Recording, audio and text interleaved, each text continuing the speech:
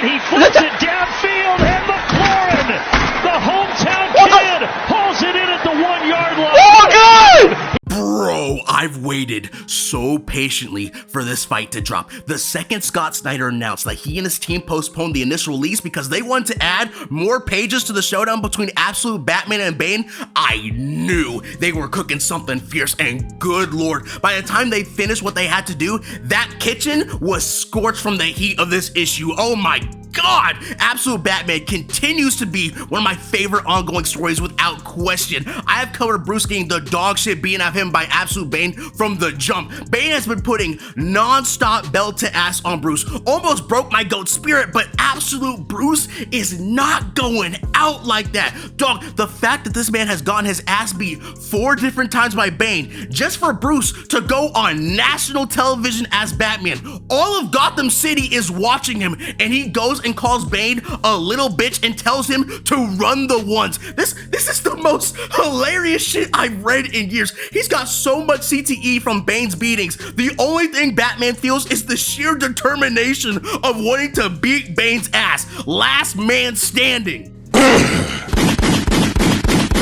So Big Bad Bane pulls up to the stadium and calls out for Batman just for the lights to hit this man, and all he says is hello. A direct callback to when Bane first beat his ass. Red Hood gang working behind the scenes for this whole match, and they got drones flying all over the place. Gotham City is tuned in for the fight of the century. But ladies and gentlemen, Bane has made a monumental mistake. A mistake that no villain should ever allow Batman to have. Instead of immediately hunting down Batman and finishing him off ASAP, Bane made the mistake of giving Absolute Batman prep time. This man presses down on a trap and proceeds to drop an entire building on Bane's head.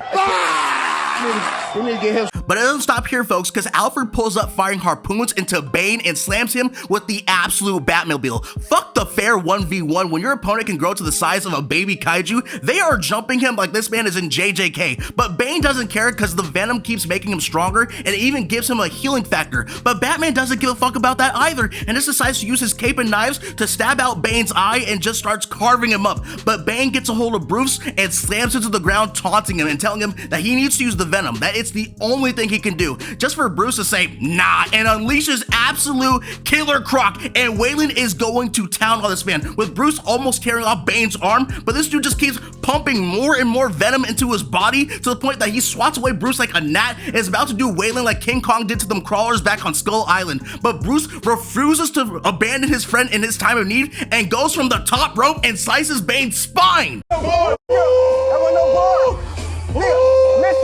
And this is actually just insane because Bane has grown so big that Bruce can literally climb onto his body like he's hiking up a hill. Once again, Bruce is the same size as LeBron James, and yet that's how he looks in comparison to Bane's head. And Bruce is talking hot shit the whole time too, saying, and I quote, "And no, we're not that different, Bane. We both lost fathers. The difference is I didn't break my father's back or his heart."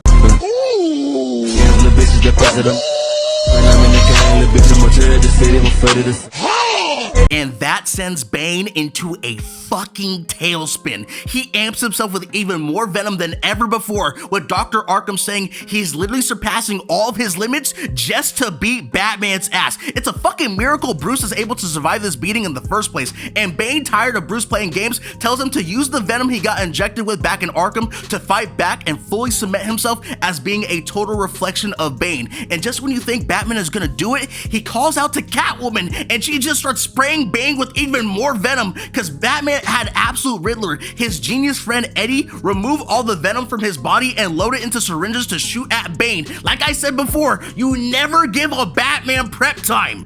Bane swells up with so much venom, he's lost complete control of his body, and to finally end the Abomination saga of the Absolute Batman run, Bruce picks up his axe and tomahawks it into Bane's head, causing him to burst open like a balloon. Bruce, he freaking did it, man. I have to give this man his flowers because at the very beginning, I seriously did not know how this man was going to win. And the cherry on top is you see everyone in Gotham City seeing Batman's ginormous W, and all they can think about is this. This motherfucker don't miss. No, he's fucking good. That motherfucker don't miss, man. He's good.